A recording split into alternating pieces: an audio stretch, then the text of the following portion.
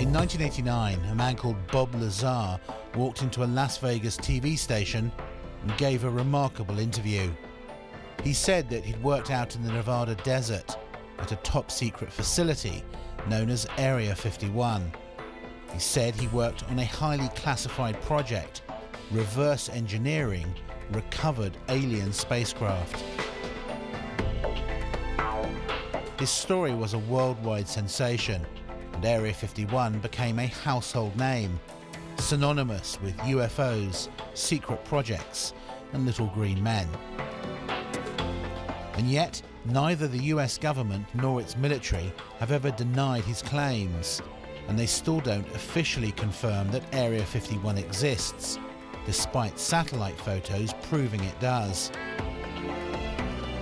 Many dismiss Bob Lazar as a fantasist, and yet others see him as a whistleblower, exposing a government cover-up of UFOs and alien contact.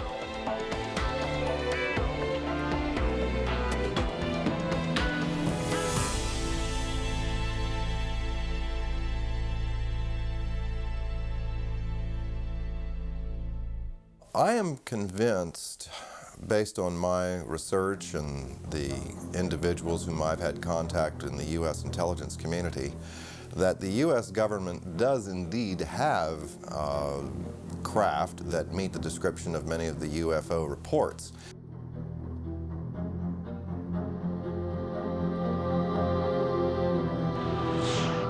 My personal opinion, based on comments I've gotten from the Deputy Director for Science and Technology at CIA, would seem to indicate that Bob was perhaps an unwitting participant in a program designed to introduce someone with a technical background to some elements of the UFO research projects going on out at the test site.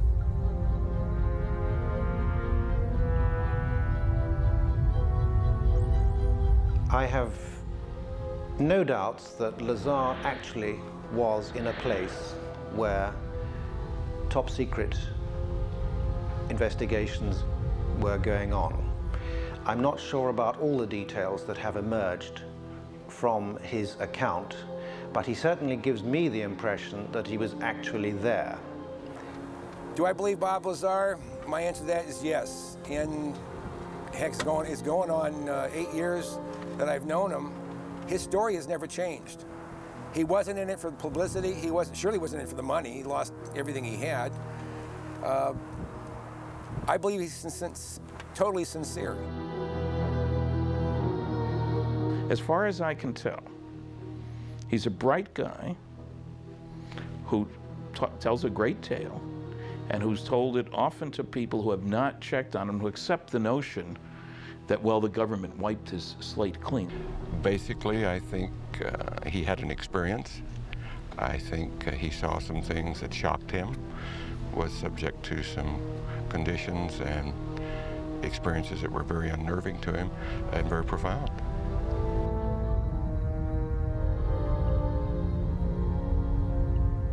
He said, you would love to see what's out there because it's like beyond science fiction. He said, and I wish I could talk to you about it, but I can't. And that's as close as he ever got to telling me anything that happened out there. You'll find many people who have seen these discs. Question is, where do they come from? Bob Lazar may be one of the few people who can tell us that they're from somewhere else. I've no doubt that there's a relatively small number of people within the intelligence, military intelligence and scientific and technical intelligence community who are aware of what's going on, and an even smaller group who are actually organizing top secret research into this phenomenon.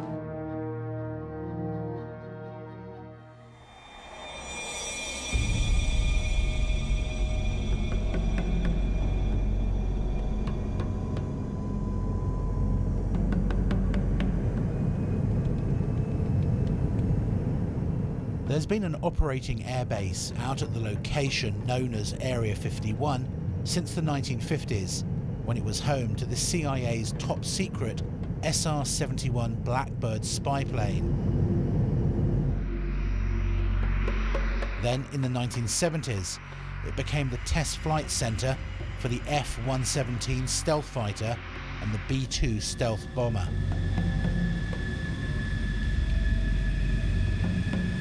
It's fairly public knowledge that we have a super secret facility in the mountains in northern Nevada, referred to as Groom Lake, Area 51 of the Nellis Air Force Base Test Range. It's also been referred to as Dreamland. This is an area that has been known but officially denied for many decades.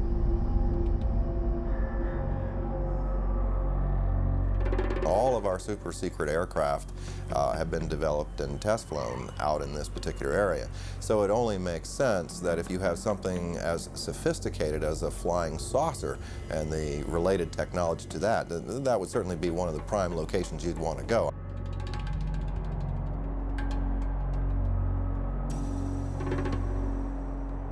What you see is an ordinary looking Air Force base. It's nothing to write home about, but because the government won't talk about it, everyone wants to see it. The military has never said there are no UFOs. It's never directly denied any of the Area 51 stories. It would have been so simple when these claims came out, these Papoose Lake claims, for the military to simply say, look, we have nothing there. They could take a few reporters to this area and show them, nothing there. The military hasn't done it. The military has stonewalled. It has remained silent. And that's the most damning thing that they can do. Area 51 to this day is not acknowledged. That is to say, the Air Force does not admit that it exists. This status has been maintained very carefully, particularly in the last few years. The puzzle is that the base has clearly been very active for quite a while, and you can see that there are about 700 to 1,000 people traveling from Las Vegas every day. So essentially the bulk of what has gone on there in the last 10 years has not emerged from the black. This airplane the program was terminated. The airplanes were put in mothballs for 20 years before they admitted the existence of the aircraft.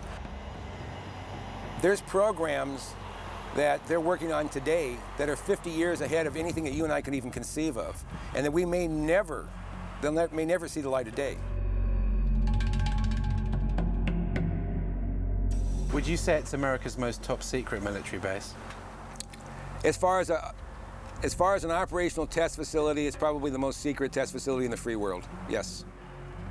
So there is no question that the facility is there, and the government has said very little in the past about it. Now, the real question, I suppose, is are there any flying saucers out there?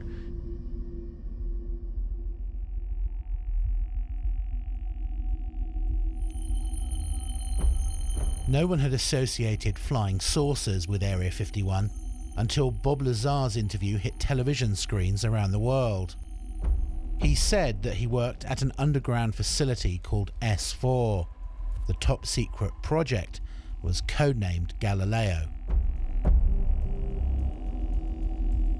They would call it a specific time. For instance, the operator would say, Mr. Lazar, it's now 4:15 a.m. We expect you to be at McCarran Airport at 4:45. Your plane will be leaving at such and such time. I'd drive there, check in, board the plane, and the plane would fly out to Groom Lake. It would land there.